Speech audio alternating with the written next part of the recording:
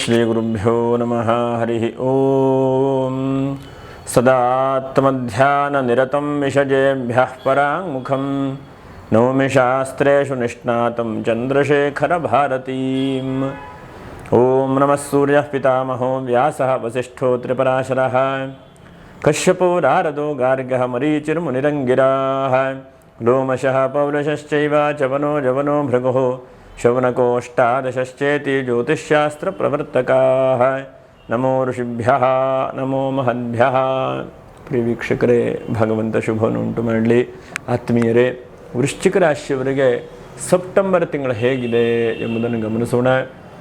ನೋಡಿ, 12ನೇ ರಾಶಿಯಲ್ಲಿ ಕುಜ, ಹಾಗೆ ನಿಮ್ಮ ರಾಶಿಯಿಂದ ಚತುರ್ಥ ರಾಶಿಯಲ್ಲಿ ರಾಹು, ಹಾಗೆ ಪಂಚಮ ರಾಶಿಯಲ್ಲಿ ಶನಿ, ಷಷ್ಠ ಸಪ್ತಮ ರಾಶಿಯಲ್ಲಿ ಯಾರಿಲ್ಲ, ಅಷ್ಟಮ ರಾಶಿಯಲ್ಲಿ ಗುರು, ಹಾಗೆ ನವಮ ರಾಶಿಯಲ್ಲಿ ಯಾರಿಲ್ಲ, ದಶಮ ರಾಶಿಯಲ್ಲಿ ಶುಕ್ರಕೇತು, ಹಾಗೆ ಏಕಾದಶ ರಾಶಿಯಲ್ಲಿ ರವಿ ಬುಧರೆಲ್ಲ ಇದ್ದಾರೆ. ನಿಮಗೆ ಗ್ರಹಸ್ಥಿತಿ ನಾವು ಹೇಳುವಂಥದ್ದು ಗೋಚಾರ ಫಲ ಅಂಥೇಳಿ ನಿಮ್ಮ ಜಾತಕದ ಮೇಲೆ ದಶಾಭುಕ್ತಿಗಳ ಮೇಲೆ ಸ್ವಲ್ಪ ವ್ಯತ್ಯಾಸವೂ ಕೂಡ ಬರಬಹುದು. ಏನಪ್ಪ ಅಂಥೇಳಿ ಕೆಲವೊಂದು ಸಲ ಯೋಚನೆ ಮಾಡ್ತಾ ಇರ್ತೇವೆ. ಇವ್ರು ಹೇಳ್ತಾ ಇದ್ದಾರೆ, ಕೆಲವೊಂದು ಸಲ ಕಮೆಂಟು ಮಾಡ್ತಾರೆ, ಏನಪ್ಪ ಕೆಲವೊಂದು ಆಗ್ತಾ ಇದೆ, ನಮ್ಗೆ ಕೆಲವೊಂದು ಆಗ್ತಾ ಇಲ್ಲ ಅಂಥೇಳಿ. ನಾವು ಹಿಂದೆ ಹೇಳಿದಂತಹ ಗ್ರಹಸ್ಥಿತಿಗಳ ಮೂಲಕವಾಗಿ ಏನೇನು ಶುಭ ಮತ್ತು ಅಶುಭ ಫಲ ಇದೆ ಎಂಬುದನ್ನು ತಿಳ್ಕೊಂಡು ಹೇಳುವಂಥ ಒಂದು ಸಾಮಾನ್ಯವಾದಂಥ ಒಂದು ಪ್ರಯತ್ನ. ಇದು ಸಂಪೂರ್ಣವಾದಂಥ ತೀರ್ಮಾನ ಹೇಳುವಂಥದ್ದಲ್ಲ. ಇನ್ನು ವಿಶಾಖ ನಕ್ಷತ್ರ 4ನೇ ಪಾದ, ಹಾಗೆ ಜ್ಯೇಷ್ಠ ನಕ್ಷತ್ರ 1, 2, 3, 4ನೇ ಪಾದ, ಅನುರಾಧ ನಕ್ಷತ್ರ 1, 2, 3, 4ನೇ ಪಾದ. ವಿಡಿಯೋ ಮುಗಿಯುವವರೆಗೂ ಕೂಡ ನೀವು ನೋಡ್ತಾ ಇರಿ. ಈ ತಿಂಗಳು ಭಾದ್ರಪದ ಮಾಸ ಆರಂಭದ ದಿವಸದಲ್ಲಿ ಗಣೇಶನ ಹಬ್ಬ ಮುಗಿದೋಗ್ಬಿಡುತ್ತೆ ಈ ಸೆಪ್ಟೆಂಬರ್ ಅಂತಂದರೆ. ಅನಂತರದಲ್ಲಿ 7ನೇ ತಾರೀಕಿಗೆ ರಾಹು ಜಯಂತಿ ಮತ್ತು ಅನಂತನ ಹುಣ್ಣಿಮೆ ಇದೆ. ಹಾಗೆ 6ನೇ ತಾರೀಕಿಗೆ ಅನಂತ ಪದ್ಮನಾಭ ವ್ರತ. 8ನೇ ತಾರೀಕಿಂದ ಮಹಾಲಯ ಪಕ್ಷ ಆರಂಭ.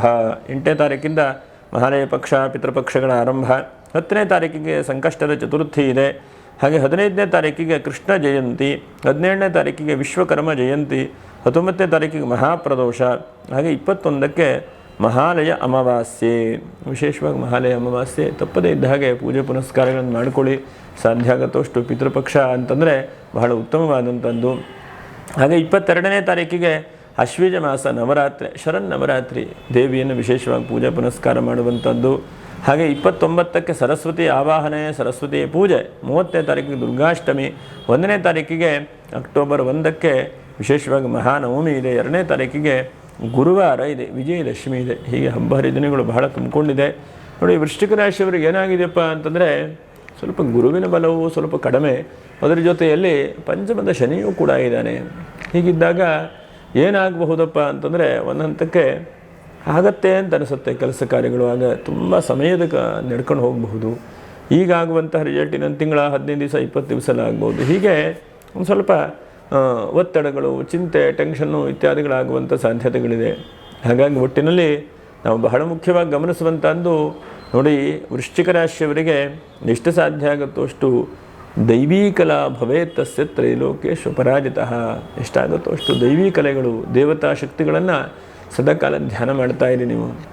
ಯಾಕಂದರೆ ಭಗವದ್ಗೀತೆಯಲ್ಲಿ ಭಗವಂತ ಕೃಷ್ಣ ಒಂದು ಮಾತನ್ನು ಹೇಳ್ತಾನೆ, ಅನನ್ಯಾಶ್ಚಿಂತಯಂತೋ ಮಾಂ ಯೇ ಜನಾಃ ಪರ್ಯುಪಾಸತೆ ತೇಷಾಂ ನಿತ್ಯಾಭಿಯುಕ್ತಾನಾಂ ಯೋಗಕ್ಷೇಮಂ ವಹಾಮ್ಯಹಂ ಅಂತ ಕೃಷ್ಣ ಹೇಳ್ತಾನೆ. ಹಾಗಾಗಿ ಎಷ್ಟು ಸಾಧ್ಯ ಆಗುತ್ತೋ ಅಷ್ಟು ಅನನ್ಯವಾಗಿ ಭಗವಂತನ ಚಿಂತನೆ ಮಾಡಿ. ಯಾಕಂದರೆ ಈ ತಿಂಗಳ ಏನಾಗಿದೆ ಅಂತಂದರೆ ನಿಮಗೆ ಕೆಲವೊಂದಷ್ಟು ಸಮಸ್ಯೆಗಳು, ಕೆಲವೊಂದಷ್ಟು ಚಿಂತೆಗಳು, ಕೆಲವೊಂದಷ್ಟು ನೀವು ಅಂದ್ಕೊಂಡಿರೋದಿಲ್ಲ ಹೀಗೆಲ್ಲ ಆಗತ್ತೆ ಅಥವಾ ಹೀಗೆಲ್ಲ ಸಿಗತ್ತೆ ಅಂತ ಅಂದ್ಕೊಂಡಿರೋದಿಲ್ಲ. ಹಾಗೆ ಕೆಲವೊಂದು ಘಟನೆಗಳು ಕೂಡ ಅನಿರೀಕ್ಷಿತವಾಗಿ ನಡೀತದೆ. ನಿರೀಕ್ಷೆ ಇದ್ದರೆ ಅದಕ್ಕೇನಾದ್ರು ನಾವು ಪ್ಲ್ಯಾನ್ ಮಾಡ್ಕೊಳ್ಬಹುದು. ಆದರೆ ಅನಿರೀಕ್ಷಿತವಾದಂಥ ಘಟನೆಗಳಾದರೆ ಏನು ತಾನೇ ಮಾಡಲಿಕ್ಕಾಗುತ್ತೆ, ಅನಿರೀಕ್ಷಿತವಾದಂಥ ಘಟನೆಗಳಾದರೆ. ಹಾಗಾಗಿ ನೀವು ಎಷ್ಟು ಸಾಧ್ಯ ಆಗುತ್ತೋ ಅಷ್ಟು ಅನಿರೀಕ್ಷಿತವಾದಂಥ ಘಟನೆಗಳನ್ನು ಏನು ಬರುತ್ತೋ ಅದಕ್ಕೆಲ್ಲ ಸಿದ್ಧ ಮಾಡಿಕೊಂಡಿರಬೇಕು. ಸದಾಕಾಲ ಅದೇ ಹೇಳ್ತಾರಲ್ಲ, ಯುದ್ಧ ಕಾಲೇ ಶಸ್ತ್ರಾಭ್ಯಾಸ ಅಂತ ಆಗಬಾರ್ದು.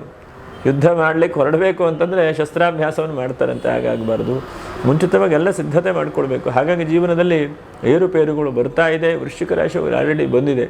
ಕೆಲವೊಂದಷ್ಟು ಒತ್ತಡಗಳು, ಕೆಲವೊಂದಷ್ಟು ಚಿಂತೆಗಳು, ರಾಜಕೀಯ ವ್ಯಕ್ತಿಗಳಿರಬಹುದು, ಅಥವಾ ದೊಡ್ಡ ದೊಡ್ಡ ಬಿಸ್ನೆಸ್ ಮ್ಯಾನ್ ಇರಬಹುದು, ಅಥವಾ ದೊಡ್ಡ ದೊಡ್ಡ ಕೆಲಸ ಕಾರ್ಯಗಳನ್ನು ಮಾಡ್ತಾ ಇರುವಂಥ ವ್ಯಕ್ತಿಗಳಿರಬಹುದು. ಅವರಿಗೆಲ್ಲ ಬಹಳ ಚಿಂತೆ, ಬಹಳ ಟೆನ್ಷನ್, ಬಹಳ ಒತ್ತಡಗಳು ಬಂದಿದೆ. ಹಾಗಾಗಿ ಈ ತಿಂಗಳಲ್ಲಿ ಏನಪ್ಪ ಅಂತಂದರೆ ಎಲ್ಲ ಭಗವಂತನ ಪ್ರಸಾದವನ್ನು ನಂಬಿಕೊಂಡು ಮುಂದೆ ಹೋಗ್ತಾ ಇರುವಂಥ ಪ್ರಯತ್ನವನ್ನು ಮಾಡಿ. ನೋಡೋಣ, ಹನ್ನೊಂದೇ ಗ್ರಹಸ್ಥಿತಿ ನೋಡೋಣ. ರಾಶ್ಯಾಧಿಪತಿ ಕುಜ 12ನೇ ರಾಶಿಯಲ್ಲಿದ್ದಾನೆ. ಏನಪ್ಪ ಅಂತಂದರೆ ಕುಜನ 12ನೇ ರಾಶಿಯಲ್ಲಿದ್ದರೆ ಒಂದಂತಕ್ಕೆ ಸ್ವಲ್ಪ ನಿದ್ರಾಹೀನತೆ ಬರುತ್ತೆ. ಅನಂತರದಲ್ಲಿ ಸ್ವಲ್ಪ ಭೂಮಿ ವ್ಯಾಪಾರ ವ್ಯವಹಾರ ಮಾಡ್ತಾ ಇರುವಂಥವರು, ರಿಯಲ್ ಎಸ್ಟೇಟ್ ಉದ್ಯಮಿಗಳು ದೊಡ್ಡ ದೊಡ್ಡ ಕ್ಷೇತ್ರದಲ್ಲಿದ್ದರೆ ಸ್ವಲ್ಪ ಆಸುಪಾಸು ಸ್ವಲ್ಪ ನಷ್ಟ, ಚಿಂತೆ, ಟೆನ್ಷನ್ ಅಂತಂದು ಬರುತ್ತೆ. ಹಾಗಾಗಿ ಎಷ್ಟು ಸಾಧ್ಯ ಆಗುತ್ತೋ ಅಷ್ಟು ಭಗವಂತನ ನಾಮಸ್ಮರಣೆ ಮಾಡ್ತಾ ರಿಯಲ್ ಎಸ್ಟೇಟ್ ವ್ಯಾಪಾರ ವ್ಯವಹಾರ ಮಾಡೋರು ಸ್ವಲ್ಪ ಬಹಳ ಜಾಗೃತ ವಹಿಸ್ಕೊಳ್ಳುವಂಥ ಪ್ರಯತ್ನವನ್ನು ಮಾಡಿ. ಇನ್ನು ಚತುರ್ಥ ರಾಶಿಯಲ್ಲಿ ರಾಹು ಇದ್ದಾನೆ, ಎಲ್ಲ ಕೂಡ ಇರುತ್ತೆ ಅಂತ ಅನಿಸುತ್ತೆ ನಿಮಗೆ. ಆದರೆ ವಾಹನದಲ್ಲಿ ಸಣ್ಣ ಪುಟ್ಟ ಕಿರಿಕಿರಿ ಬರುವಂಥದ್ದು, ಎಲ್ಲೋ ಒಂದು ಕಡೆ ದೊಡ್ಡ ದೊಡ್ಡ ಕೆಲಸ ಮಾಡಬೇಕು ಅಂತೇಳಿ ಪ್ರಯತ್ನ ಮಾಡ್ತಾ ಇರ್ತೀರಿ. ಯಾಕಂದರೆ ಅನುರಾಧ ನಕ್ಷತ್ರ ಒಳ್ಳೊಳ್ಳೆ ದೊಡ್ಡ ದೊಡ್ಡ ಕೆಲಸ ಮಾಡುವಂಥವ್ರು, 100 ಜನಕ್ಕೆ ಅನ್ನದಾನ ಮಾಡ್ತಾ ಇರುವಂಥ ವ್ಯಕ್ತಿಗಳು. ಆದರೆ ಕೆಲವೊಂದು ಸಲ ಜೋಬಲ್ಲಿ ನೋಡಲಿಕ್ಕೆ ಹೋದರೆ 100 ರೂಪಾಯಿ 1000 ರೂಪಾಯಿ ಇರೋದಿಲ್ಲ, ಇಂತಹ ಪರಿಸ್ಥಿತಿ ಆಗುತ್ತೆ. ಹಾಗಾಗಿ ಎಷ್ಟು ಸಾಧ್ಯ ಆಗುತ್ತೋ ಅಷ್ಟು ಪ್ಲ್ಯಾನನ್ನು ಸ್ವಲ್ಪ ಜಾಸ್ತಿ ಮಾಡಿ. ಭಗವಂತ ಕೊಟ್ಟು ನೋಡ್ತಾನೆ, ಕೊಡದೇನೂ ಕೂಡ ನೋಡ್ತಾನೆ ಭಗವಂತ. ಹಾಗಾಗಿ ಈ ತಿಂಗಳಲ್ಲಿ ಸ್ವಲ್ಪ ಪರೀಕ್ಷೆ ಮಾಡುವಂಥ ಸ್ವಲ್ಪ ಜಾಸ್ತಿ ಆಗ್ಬೋದು. ಹಾಗಾಗಿ ಭಗವದ್ಗೀತೆಯ ಶ್ಲೋಕವನ್ನು ನಿಮಗೆ ಪುನಃ ಪುನಃ ಪಠನೆ ಮಾಡಿ ಅಂತ ಹೇಳಿದೆ ನಾನು. ಆ ಭಗವದ್ಗೀತೆಯ ಶ್ಲೋಕ ನಿಮಗೆ ಸದಾ ಆ ಕಾಲ ನೆನಪಿಗೂ ಕೂಡ ಇರುತ್ತೆ. ಆ ಭಗವಂತ ಎಲ್ಲೋ ಒಂದು ಕಡೆಗೆ ನಮ್ಮನ್ನು ದಾಟಿಸ್ಕೊಂಡು ಹೋಗ್ತಾನೆ. ಹಾಗೆ ವಾಹನದ ವಿಷಯದಲ್ಲಿ ಸ್ವಲ್ಪ ಜಾಗ್ರತೆ. ಇನ್ನು ನೋಡಿ, ಶನಿ ಪಂಚಮದಲ್ಲಿದ್ದಾನೆ, ಸ್ವಲ್ಪ ದುಃಖಗಳು ಕೂಡ ಆಗುತ್ತೆ. ಆದರೆ ಧಾರ್ಮಿಕವಾದಂಥ ಕ್ಷೇತ್ರಗಳಿಗೆ ಹೋಗುವಂಥದ್ದು, ಮತ್ತು ದೇವತಾ ಆರಾಧನೆ ವಿಶೇಷವಾಗಿ ಮಾಡುವಂಥದ್ದು, ಧಾರ್ಮಿಕ ಪ್ರವಚನ ಮಾಡುವಂಥ ವ್ಯಕ್ತಿಗಳಿಗೆ ಬಹಳ ಉತ್ತಮವಾದಂಥ ಫಲಗಳು. ಮತ್ತು ಕೋರ್ಟು ಕಚೇರಿಯಲ್ಲಿರುವವರಿಗೆ ನೋಡಿ, ಏಕಾದಶದ ರವಿ ಬುಧರಿದ್ದಾರೆ. ಹಾಗಾಗಿ ಕೋರ್ಟು ಕಚೇರಿಯಲ್ಲಿ ಕೆಲಸ ಮಾಡ್ತಾ ಇರುವಂಥವರಿಗೆ ಸ್ವಲ್ಪ ಸಂತಸ, ಅಥವಾ ಯಾವುದೋ ಒಂದು ವ್ಯಾಜ್ಯ ಕಿರಿಕಿರಿ ಇದೆ ಅಂತಂದರೆ ಅದು ಯಾವುದೋ ಒಂದು ರೀತಿಯಲ್ಲಿ ಬಗೆಹರಿತದೆ. ಆ ವ್ಯಾಜ್ಯ ಕಿರಿಕಿರಿ ಎಲ್ಲ ಸ್ವಲ್ಪ ಬಗೆಹರಿದು ಸಮಾಧಾನಕ್ಕೆ ಬರುವಂಥ ಸಾಧ್ಯತೆಗಳಿದೆ. ಮತ್ತು ಸ್ವಲ್ಪ ಈ ಬುಧ ಏನು ಮಾಡ್ತಾನೆ ಅಂತಂದರೆ, ಯಾವುದೋ ಒಂದು ಮನೆ ಕಟ್ಟಲಿಕ್ಕೆ ಒಂದು ಲೈಸೆನ್ಸ್ ಬರಬೇಕು, ಪೇಪರ್ ಬರಬೇಕು, ಪ್ಲ್ಯಾನ್ ಸೆಕ್ಷನ್ ಆಗಬೇಕು ಅಂದರೆ ಎಂಥದ್ದಾದ್ರೂ ಕೂಡ ಈ ತಿಂಗಳಲ್ಲಿ ಆಗಬಹುದು. ಹಿಂದಿನ ತಿಂಗಳಾಗಲಿಲ್ಲ, 2-3 ತಿಂಗಳಿಂದ ಒದ್ದಾಟ ಮಾಡ್ತಾ ಇರುವಂಥ ಕೆಲಸ ಸ್ವಲ್ಪ ಮೂವ್ ಆಗಬಹುದು ಮನೆ ವಿಷಯದಲ್ಲಿ. ಯಾಕಂದರೆ ಬುಧನು ಪಂಚಮಕ್ಕೆ ದೃಷ್ಟಿ ಇಟ್ಟಿದ್ದಾನೆ. ಹಾಗಾಗಿ ಏನಾದರೂ ಪೂರ್ವ ಪುಣ್ಯ ಹಿಂದೆ ಮಾಡಿದಂಥ ಕೆಲಸಗಳು ಸಕ್ಸಸ್ಫುಲ್ ಆಗ್ಬೋದು. ಈ ಕ್ಷಣಕ್ಕೆ ಆಗದೇ ಇದ್ದರೂ ಕೂಡ ಹಣಕಾಸಿಗೆ ಸ್ವಲ್ಪ ತಕ್ಕ ಮಟ್ಟಿಗೆ ಬರುತ್ತೆ, ಆದರೂ ಸ್ವಲ್ಪ ಖರ್ಚು ಜಾಸ್ತಿ ಸ್ವಲ್ಪ ಆಗುತ್ತೆ ಅಂತೇಳಿ ಹೇಳಬಹುದು. ಇನ್ನು ಯಾವುದೋ ಒಂದು ಉದ್ಯಮಗಳನ್ನು ಆರಂಭ ಮಾಡಬೇಕು ಅಂದರೆ ಈ ತಿಂಗಳು ಅಷ್ಟೊಂದು ಪೂರಕವಾಗಿಲ್ಲ, ಅಷ್ಟೊಂದು ಸಪೋರ್ಟ್ ಆಗಿಲ್ಲ ನಿಮಗೆ. ಹಾಗಾಗಿ ಸ್ವಲ್ಪ ನೋಡ್ಕೊಂಡು ಪ್ರಯತ್ನ ಮಾಡಿ. ಎಷ್ಟೋ ಸಲ ದುಡ್ಡನ್ನು ಇನ್ವೆಸ್ಟ್ಮೆಂಟ್ ಮಾಡ್ಕೊಂಡು ಕಳ್ಕೊಳ್ಳುವಂತಹ ಪ್ರಯತ್ನ ಆಗುತ್ತೆ.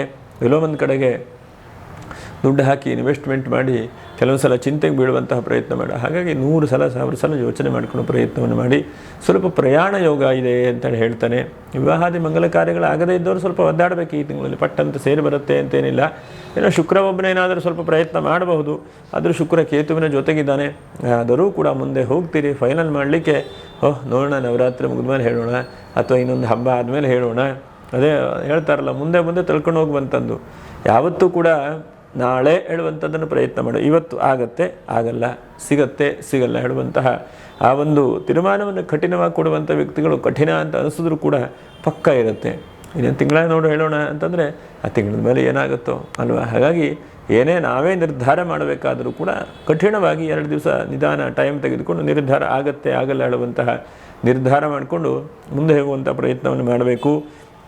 ಸ್ವಲ್ಪ ಆರೋಗ್ಯದ ವಿಷಯದಲ್ಲಿ ಸ್ವಲ್ಪ ತಕ್ಕ ಮಟ್ಟಿಗೆ ಇಂಪ್ರೂವ್ಮೆಂಟ್ ಆಗಬಹುದು. ಯಾಕಂದರೆ ಶನಿಯು ಪಂಚಮದಲ್ಲಿದ್ದಾನೆ, ರವಿ ದೃಷ್ಟಿ ಇದೆ. ಹಾಗಾಗಿ ಸ್ವಲ್ಪ ಏನಾದರೂ ಹೊಟ್ಟೆಯಲ್ಲಿ ಗ್ಯಾಸ್ಟ್ರಿಕ್ ಆಗುವಂಥದ್ದು, ಅಥವಾ ಕಂಠದಲ್ಲಿ ಏನೋ ಸಮಸ್ಯೆ ಆಗಿರುವಂಥದ್ದು, ಅಥವಾ ದಿಢೀರ್ನ ಇದ್ದಕ್ಕಿದ್ದ ಹಾಗೆ ಅದೇ ನೋವು ಬರುತ್ತಪ್ಪ, ಉಸಿರಾಟಕ್ಕೆ ತೊಂದರೆ ಆಗುತ್ತಪ್ಪ, ಇಂಥ ವ್ಯಕ್ತಿಗಳಿಗೆ ಪರವಾಗಿಲ್ಲ, ಏನೋ ಒಂದು ಸ್ವಲ್ಪ ಇಂಪ್ರೂವ್ಮೆಂಟ್ ಆಗುವಂಥ ಸಾಧ್ಯತೆಗಳಿದೆ. ಹಾಗಾಗಿ ಆರೋಗ್ಯಕ್ಕೆ ಈ ತಿಂಗಳಲ್ಲಿ ಸ್ವಲ್ಪ ಲಾಭಾಂಶಗಳನ್ನು ಕಾಣಬಹುದು ನೀವು.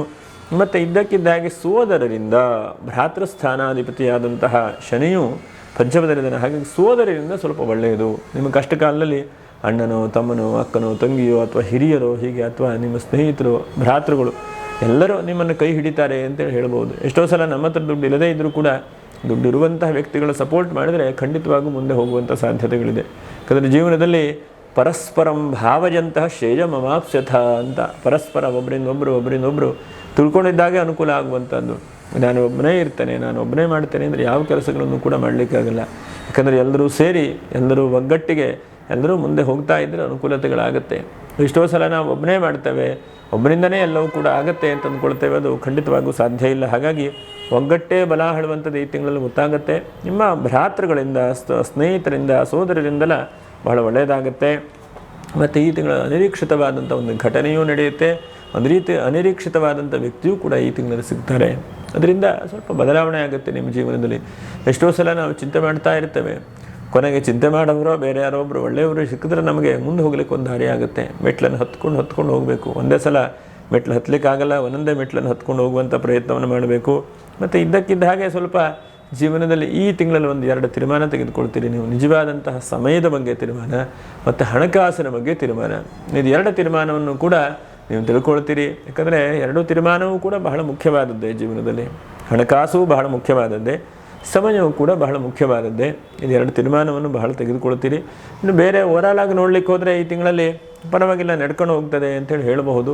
ಮಂಗಲ ಕಾರ್ಯಗಳಿಗೆ ಸ್ವಲ್ಪ ಪ್ರಯತ್ನ ಜಾಸ್ತಿ ಮಾಡಬೇಕು, ಸ್ವಲ್ಪ ಪ್ರಯಾಣಗಳಾಗಬಹುದು, ದೇವತಾ ಆರಾಧನೆ ಜಾಸ್ತಿ ಮಾಡ್ತಾ ಹೋಗಬೇಕು ಈ ತಿಂಗಳಲ್ಲಿ.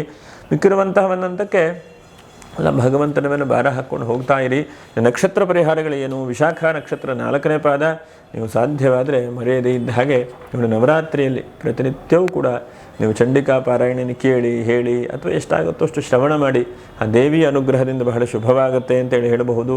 ಹಾಗೆ ಜ್ಯೇಷ್ಠ ನಕ್ಷತ್ರ ನೀವು ಮರೆಯದೇ ಇದ್ದ ಹಾಗೆ ದುರ್ಗಾಷ್ಟಮಿ ಇದೆ, 30ನೇ ತಾರೀಕಿಗೆ ದುರ್ಗಾಷ್ಟಮಿ. ಆ ದೇವಿಯನ್ನು ಆರಾಧನೆ ಮಾಡಿ, ಒಂದು ಹೆಣ್ಣು ದೇವರ ದೇವಸ್ಥಾನಕ್ಕೆ ಹೋಗಿ ಕುಂಕುಮಾರ್ಚನೆ ಮಾಡಿಕೊಂಡು ಹಣೆ ಕುಂಕುಮ ಹಚ್ಕೊಳ್ಳಿ.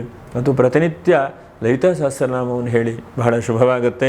ಅನುರಾಧ ನಕ್ಷತ್ರ, ಅನುರಾಧ ನಕ್ಷತ್ರಕ್ಕೆ ಯಾಕೋ ಚಿಂತೆ ಒದ್ದಾಟಗಳು ಸ್ವಲ್ಪ ಜಾಸ್ತಿ ಆಗ್ತಾ ಇದೆ. ಎಲ್ಲ ಇದೆ, ಇದ್ದರೂ ಕೂಡ ಏನೂ ಪ್ರಯೋಜನ ಆಗ್ತಾ ಇಲ್ಲ. ಹಾಗಾಗಿ ನೀವು ಒಂದೇ ಭಗವಂತನನ್ನು ನಂಬಿ ಪ್ರತಿನಿತ್ಯವೂ ಬೆಳಗ್ಗೆ ಒಂದು ಅರ್ಧ ಗಂಟೆ, ಸಂಜೆ ಒಂದು ಅರ್ಧ ಗಂಟೆ ಭಗವನ್ ನಾಮಸ್ಮರಣೆ ಮಾಡಿ, ಭಗವಂತನ ಜಪವನ್ನು ಮಾಡಿ, ಅಥವಾ ಭಗವದ್ಗೀತೆಯ ಒಂದು ಅಧ್ಯಾಯವನ್ನು ಓದಿ.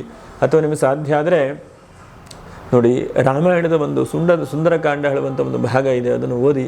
ಆ ಭಗವಂತನು ನಿಮ್ಮನ್ನು ಮುಂದೆ ಹೆಚ್ಚಿನದಾದಂಥ ಅಭಿವೃದ್ಧಿ ಆಗುವಾಗ ಭಗವಂತನು ದಾರಿ ತೋರಿಸ್ತಾನೆ.